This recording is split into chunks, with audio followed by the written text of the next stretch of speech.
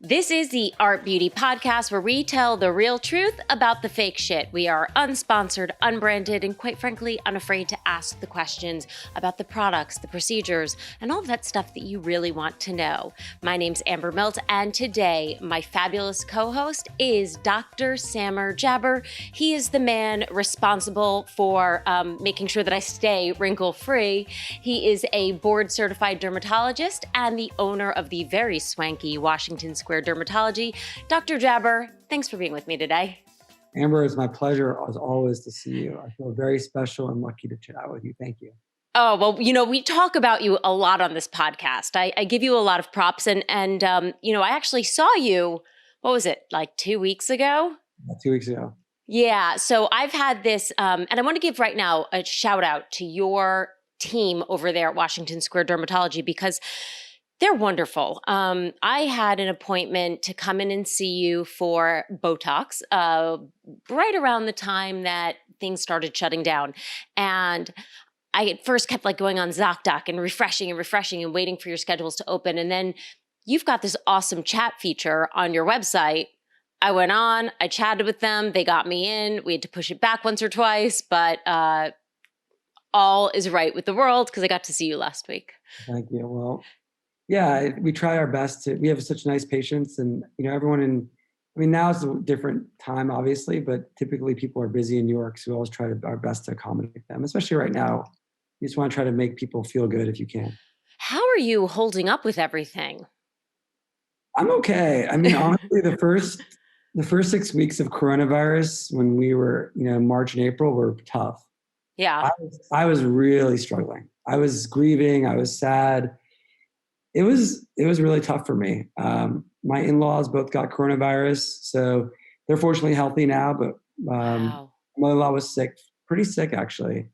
So it was just scary. And I think there was a lot of uncertainty back then. And so yeah, and that's you're also recently newly married. Yeah, I've been married a year and a half now. So yeah. For those of us who've been married a long time, a year and a half is still like the newlyweds. I feel like till the third year, that's when things, maybe you're not a newlywed anymore, but it's so scary. I know your parents are in Florida, just like mine are. And right now they're like the epicenter. Yeah, it's really a shame. And I think that the problem now is, unfortunately, science has become politicized. And I think if people in New York City, I think because they experienced it, I think everyone in New York knows of someone that passed away, maybe a coworker's family member. Fortunately, I don't have anyone that's, immediately close to me that has, but I know people that have had family members die. And I think when you know of somebody, it changes your perspective. I think, unfortunately, in the rest of the country, they weren't exposed to it. Yeah. So they thought people were just, making a big deal out of nothing. And I think, unfortunately, in the next month, I hope not, but I think a lot of these places are going to experience similar to things we experienced here. Fortunately, I think doctors know a lot better how to treat coronavirus now. Yeah, they were doing things differently before. They were giving people ventilators that, didn't need to probably. So hopefully people will, a lot more people will live to get sick, but it's really a shame. It's just really sad. This is such a weird disease too, because so much about it is unknown.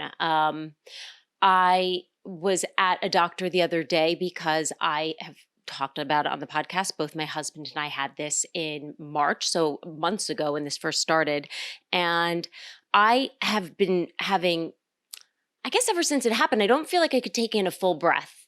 And it could just be that it's, hot and 90 degrees. And last week, to be quite honest with everybody, I had, I think, my first ever real anxiety attack where there was a lot going on and I felt like I was having a heart attack. Yeah. And then I got even more nervous because I know that there have been some cases where people said long-term effects of COVID can be heart issues and lung issues. And long story longer, I'm fine. I went and had every test known to God. I could not be healthier, but the doctors that I went to and were visiting said, we just don't know enough about this right now. So I'm sorry to do that. I think it's also the anxiety, right? That uncertainty where maybe if this had happened to you prior to coronavirus, you would have been like, oh, I'm probably just anxious or I have a lot going on right now. But now you have that uncertainty. And so you also have that fear of, well, you had it and you recovered quickly. You told me you weren't sick for that long, right? It wasn't that. No, it was 4 days. For me, I would have gone to work. If this was any other time in, the history of my life, I would have said, "Oh, I don't feel great, but I could make it to work." Sure. I definitely had different feelings. It felt like a cold. It wasn't as bad as the flu for me. But then 4 days later, or 5 days later, we lost our sense of taste and smell, and that was weird. But yeah, luckily we had a very mild case of it. Um, but yeah, for anybody out there who's had it, if you're feeling anxious, I just want you to know, like, it's all normal. Yeah, I think that's the problem. So I actually, during coronavirus, 'cause my office was closed for 10 weeks, I talked to a few of my patients that were psychiatrists and psychologists. And I posted my talks with them on my Instagram, and talked to them about just grieving and uncertainty. And they said that these are all normal human emotions, and it's normal to feel, um, yeah, just anxious and sad. There's just so much going on, and there's so much we don't know, and we've lost so much. I mean, July 4th is everyone loves July 4th. You think Yeah. about sun and beach and barbecues. I'm a dermatologist. I love the beach too, and everyone, I was home with my wife. We didn't really do much, and it's kind of, Yeah. we've lost a lot. Like, this has been the last few months has been really crappy. I'm sorry. Well, Hopefully things will get better. I think things will get better. America's a wonderful country despite all of our issues, and there's so many wonderful, smart people here, and we'll get better. But I think it's going to take some time still. But it will. And just to remind everybody, like, it's not just an American issue. This is going on around the world. So maybe in some weird way, like, there's this sort of global energy that's going on. And when things get up and going, it's going to be like one heck of a great party. Yeah, like New Year's Eve times 1,000. I think next summer people are going to be having a great summer. Absolutely. I our topic for today, I love, because I come into you and I ask you about everything, right? And this has been going on for years. We've known each other. And I had a friend who was asking me about thread lifts, and we got talking about thread lifts. And you have actually done thread lifts on a person that we both know, who will remain nameless, and they looked fabulous. It was just wow. When I came in, I said, we need to do a podcast on this. You actually had some really interesting thoughts on thread lifts. We'll get to that in a second. But first, can you tell us, for people who might not know, what are thread lifts? Sure. So thread lifts have been around for a while, but in America they're relatively new. They've only been really used in America for the last year or two, but they have become much more popular. It really started more in Europe and in Asia. So they've been Where all the using good stuff comes from, I feel like. exactly. And so they've been around in Europe and Asia for a long time, and it's really only recently that Americans have started using them. So thread lifts are basically what they use is a suture. So suture is what you would use when you do surgery, or if you cut yourself, or you have any type of surgery, heart, lung surgery, anything. Surgeons use sutures to bring things together. And there's different types of sutures, and one of the sutures is PDS, polydioxone, and that's been a suture. It's been around for probably about 30 years. And so thread lifts basically use that suture to either create collagen or to kind of lift the skin. I want to stop 1 second to give you a visual. Essentially, if you could imagine a thin thread that had little itty bitty barbed wires, right? But it's made of some sort of a biodegradable plastic, for lack of a better term. Yeah, basically, exactly. It's a biodegradable suture that degrades by itself in 4 to 6 months. Right. So Well, there's different types of threads, Amber. So Okay. there's 3 main type of threads that are used. The one you're talking about, and I think it's the one that probably is the most popular, or when people think of a thread lift, they're thinking about the barbed sutures. So barbed sutures are basically a piece of suture, and it's got these little barbs in there. And what they do is when they go in the skin, they kind of are deployed, and they kind of attach to the skin and kind of pull and lift the skin up. So that's the barbed suture. There's also smooth sutures, smooth threads, and those are used more to create collagen. So basically those are similar to regular surgical thread, and you place them in areas where you're trying to create and stimulate collagen. And then there's twisted threads. Those are kind of like smooth threads, but they're a little more twisted. And those are similar to the smooths, but they create collagen, but they also try to create a little volume. And those are popular around the nasolabial folds, so the deep folds around the mouth, the marionette lines, and some people actually use them on the lips too. So there's three main types, but it's the barbed ones are, when people think of thread lifts, I think it's the barbs that are what people are really thinking about. Which ones do you do in your office? We do all of them, but to be frank, I'd probably say 90% of what we do are the barbed. I've tried the other ones, but barbed to me are what people want barbed threads because they want to lift that lower face and the neck. That's what they really want to do it for. So now I grew up, my mother always, I mean, since she was literally my age and didn't need anything, would always look in the mirror and pull right up around this area and say, what do you think? What do you think? Essentially, that's what this procedure does, correct? You put these threads in, you thread them in, and then you can pull the skin up. Exactly. So, I think that everyone knows Botox and filler. And so Botox is great for lines. That's a nice forehead right there. Yeah. Botox is great for lines that occur with movement, right? So forehead or smile lines or grumpy lines. So that's what Botox is for. Filler is great to restore volume. So, people really like to do fillers in the temples or cheeks where you've lost volume and you want to restore some of that volume. But the thread lifts are great to kind of help that sagginess that that happens to all of us. As we get older, we lose collagen and things kind of fall and sag. And so prior to thread lifts, there are some other options. Ultherapy is something that is done a lot and is popular. And I love Ultherapy. I do it every year. But Ultherapy is different. It creates collagen, but it takes time. It takes months and it's not immediate. Facelifts are great. When patients are always worried about facelifts because they see the bad facelifts, but a good facelift from the right person is life-changing. Yeah. Not everyone wants to go under the knife and it's expensive. It's a couple weeks of downtime. It's legitimate. So I think thread lifts are kind of a nice in-between. And it's not if you need a facelift, thread lift's not going to work for you. So if you're over 65, you got a lot of sagginess, it's not going to do much.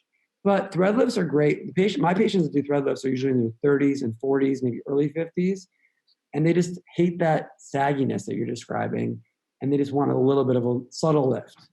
So, and from what I understand too, thread lifts are a good option for people, again, who are really slim, when you don't want to add so much volume into the face to sort of smooth out these lines. There's only so many places that you can add that filler into, that this is a nice option for people who might be like a little bit more slim. Is that correct?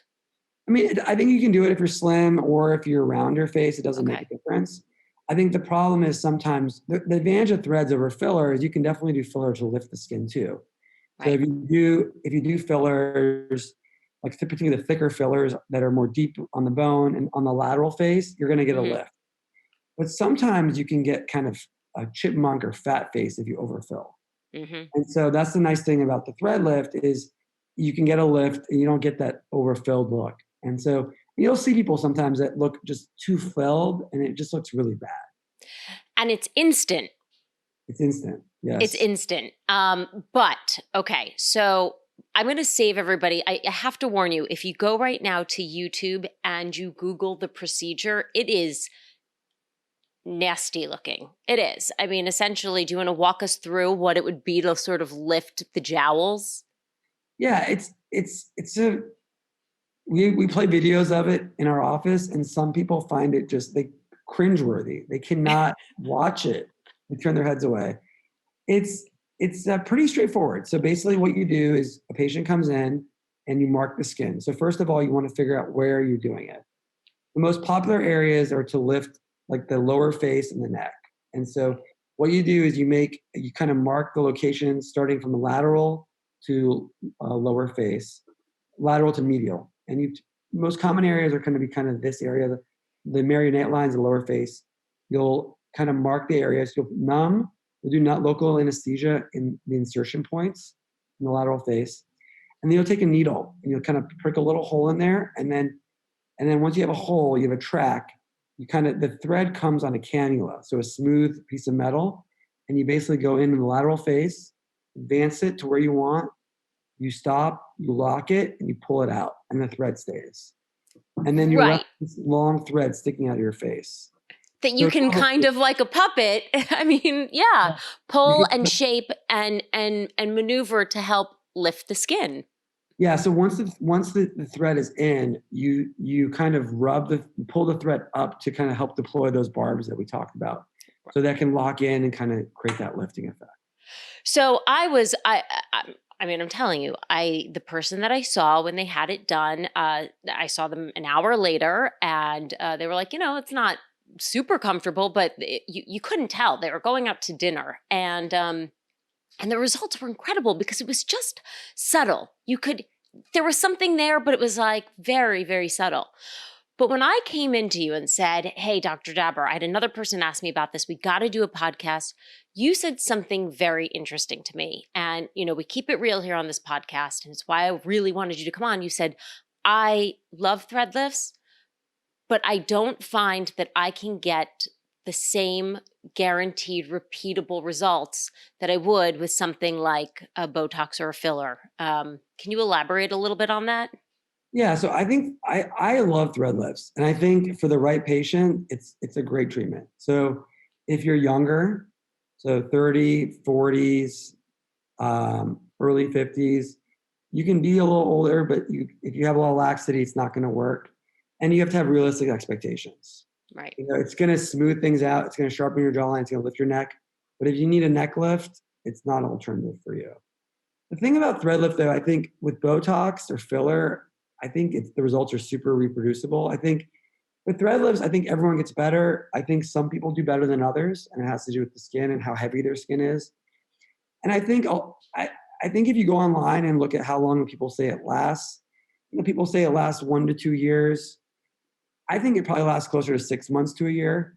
I think maybe 9 months. I just think that it doesn't last as long. For some people, I don't know. I think because the threads go away by themselves in 4 to 6 months. So the threads are absorbed by your body. Now, while they're in there, they're creating collagen. And so theoretically, you're having a tract of collagen that's kind of lifting your skin. And so that collagen stays. So even when the threads are gone, that collagen stays. So I do think that there is an effect after the threads are gone in 6 months, but I don't think it lasts 2 years. And I think that's an important thing to know. So going back to the process of this, I want to give people who are not watching this right now, who might just be listening. I mean, essentially the visual is you're taking a needle, you're sticking it in, let's say, at the temple. You are threading it underneath the skin to, let's say your nasolabial fold-ish area, depositing that barbed, quote unquote, barbed suture wire, and then pulling it back out and then kind of pulling with that. And how many of those would you do in order to get a lift? Ballpark. Yeah, so usually you'll need probably 3 to 5 per side. So you'll need a few. So you're like tiger striping the inside of your face with essentially barbed suture wire. Yeah, that's basically what you're doing. It's like it's a smooth cannula. Like cannulas are also used in filler, filler injection. So it's basically this smooth, thin needle, like you said, that's blunt. You put it in and you pull it out. And it's from a perspective of tolerability, it's quite well tolerable. It is painful. It can definitely be a little bit painful, and you definitely feel some tightness. So I've had it done too. I try to do everything that all the procedures in my office I've done too, because I'm vain as well. And so I have a very low pain tolerance. So I found it quite painful, but most of my patients with normal pain tolerances, like my female patients, are fine. Yeah. Men are a little wussier, and we all know that. That's definitely true. So afterwards you feel a little bit of discomfort, some tightness. I couldn't really open my mouth big for a few days, so I struggled to eat like steak. You couldn't eat steak afterwards. Well, and also I would think, because I'm a back sleeper, but also side, like that just to me seems like it would be hurt to have your face touched. Yeah, immediately after. I think you do feel some discomfort. You can when you sleep on your side sometimes, particularly if you hit a nerve sometimes, because you're kind of blindly going. And so That's why thread lifts is very important to go to someone that knows their anatomy. This is extremely important because if you can hit something, it's not good. If you hit a parotid gland, parotid duct, if you hit a nerve, and all these things are possible because you can't see what you're doing. You have to kind of know your anatomy. So I think for all procedures, you need to be extra careful. But for this one in particular, you can see a dermatologist or plastic surgeon. I wouldn't trust your mom's best friend's aunt that does a little Botox or peels at home. Definitely not Yeah. for this. So, Yeah. because I- they're I'm I'm also hard to remove too. I'm glad you said that. So now that we've talked about who it's good for and a little bit about, you've admitted that you really like it, and with the right candidate, you see phenomenal results, which I can attest to. I've seen that. Um, let's talk about some of the things that can go wrong when you do these. What are some of the risks? So the threads themselves can you can have some inflammation associated with the threads. That's quite rare because of that. The suture polydioxone is not one that the body reacts to. But the same thing can happen in filler too, where your body will develop almost an immune response to the thread and you'll have inflammation. So that can definitely happen. If you hit a nerve, you can definitely feel nerve pain, and that will go away, but Yeah. that can last for several weeks. You can definitely have some swelling. That can definitely happen. If you hit the parotid gland or parotid duct, which is an important duct here, you can have some pain with eating, and you can definitely have some swelling and discomfort, and that can last for several weeks too. So those are really the main things. And again, the problem with the threads is they're not easy to remove because they're kind of in there. So to remove them, you have to kind of make an incision and kind of go in and try to pull it out. It's possible, but it's not something that you want to do. So what about rippling? I've heard that that's another, can happen. Yeah. So if your skin is too thin, that's a really good point. So I think that's another point about patient selection. Hmm. So if you have someone that's really fair skinned with really light skin and really just fair and just thin skin, like you can imagine like an older woman that's Northern European, white in her 60s, her skin is very thin. And so if you go too superficial, you can actually see the threads. Right. And you can also have some rippling where there's bumps in the threads if you go too superficially. And if your skin is really fine. So that can N- definitely happen as well. If that happened to somebody, is that fixable, that rippling? So it can get better over the course of a couple of weeks. It can soften by itself. Sometimes it doesn't. You'll have to remove the thread, or sometimes you can have to inject filler around it to try to make it more smooth. But it definitely can happen. Okay. But this is something that you still offer in your practice and that you find success with. Yeah, patients really my patients really like it. The ones that do it, I've had amazing results. I had a patient of mine that um, she was lives in South America, was in town and was going to her daughter's wedding in 2 weeks, and she looked amazing.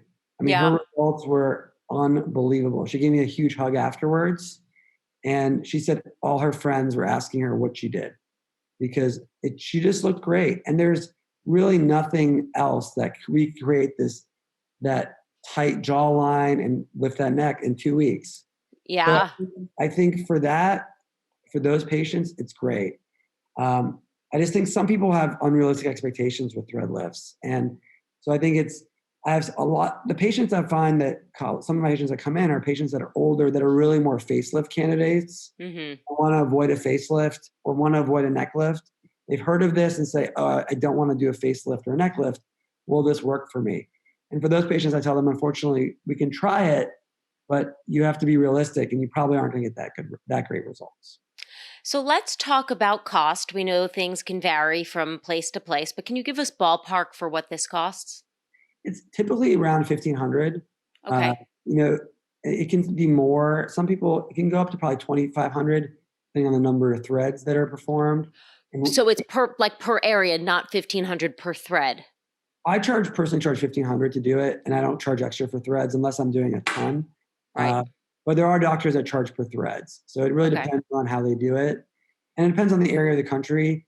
I think, and it depends on who's doing it. I've heard of doctors charging 2,500 to 3,000 for this. So I think it's probably between 1,500 to $2,500.